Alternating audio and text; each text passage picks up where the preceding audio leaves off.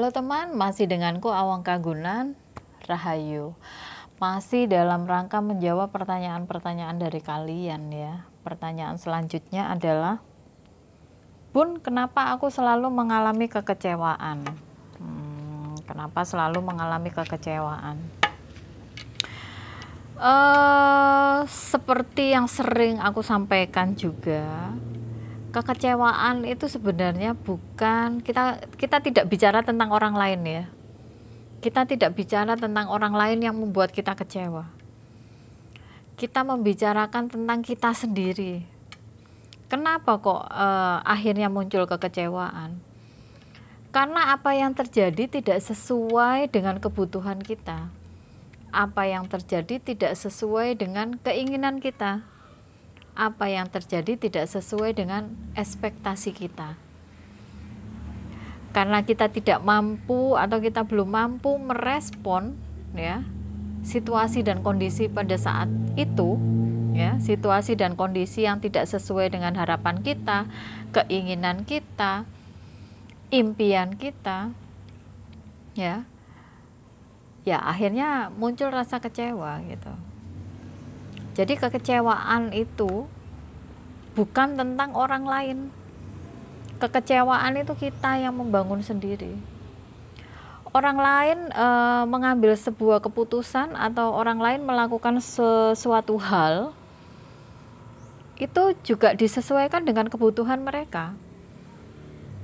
Nah, karena kebutuhan orang lain dan kebutuhan kita itu berbeda, akhirnya muncul ketidaksesuaian. Ketika kita tidak mampu merespon ketidaksesuaian itu dengan cara yang tepat, akhirnya muncul kekecewaan. Jadi kekecewaan itu kita sendiri yang membangunnya, gitu loh. Jadi rasa kecewa, sedih, susah, dan segala macamnya, atau tepatnya itu mungkin segala rasa ya. Segala rasa itu sebenarnya kita sendiri yang membangunnya. Ini bukan tentang orang lain. Ini tentang cara kita merespon sesuatu. Jika kita tepat dalam meresponnya, ya semua akan baik-baik saja.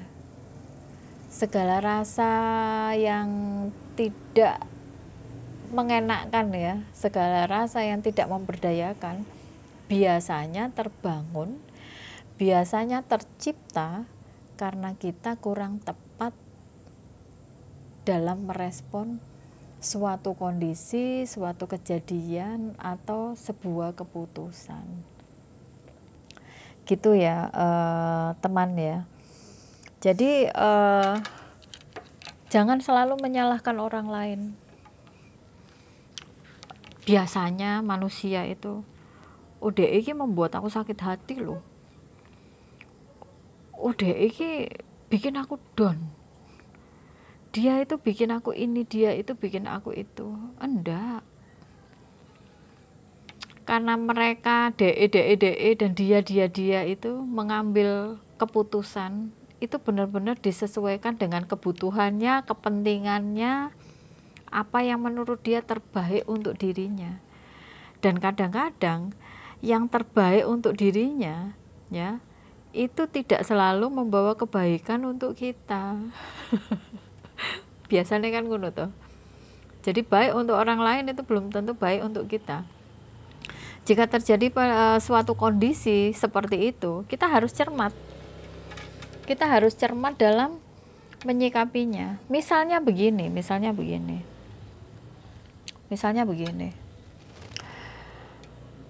Oke, ada sepasang sahabat.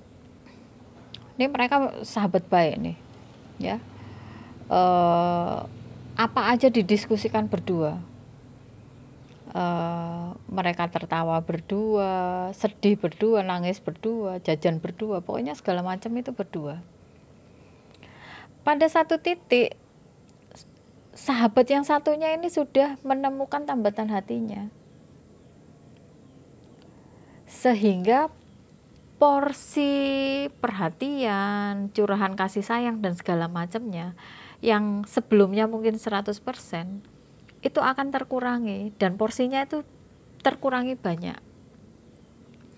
Yang biasa 100% mungkin tinggal 50%. Atau ekstrimnya yang biasa 100% akhirnya tersisa 25%. Nah, itu tinggal pintar-pintar kita meresponnya. Jika kita tidak pintar meresponnya, ya kita akan kecewa, kita akan sedih, kita akan merasa ditinggalkan dan segala macamnya. Padahal sahabat kita itu ya, dia sudah melakukan yang terbaik menurut dia. Lah iyalah ya, kalau sudah menemukan tambatan hatinya, itu prioritasnya kan ya tambatan hatinya.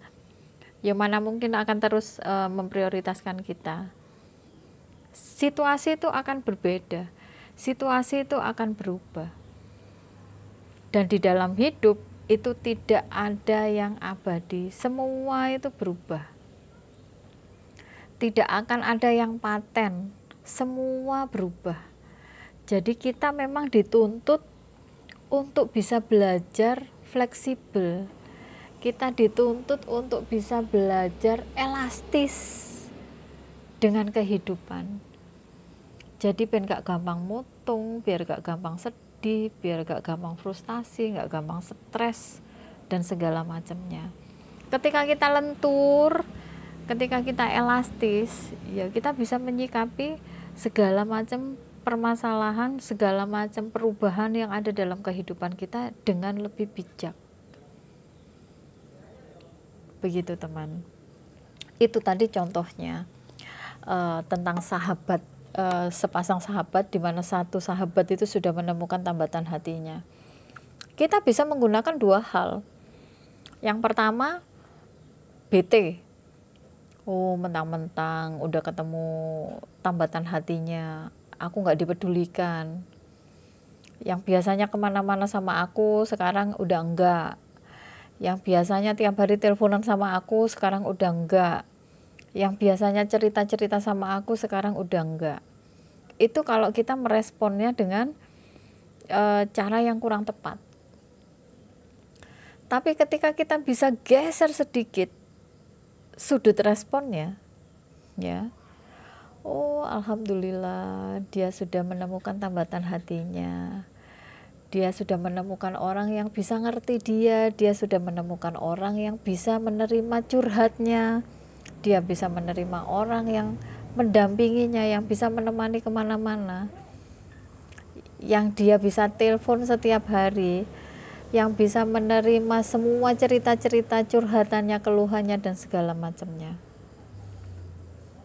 Sudah menemukan orang yang bisa membuat dia bahagia.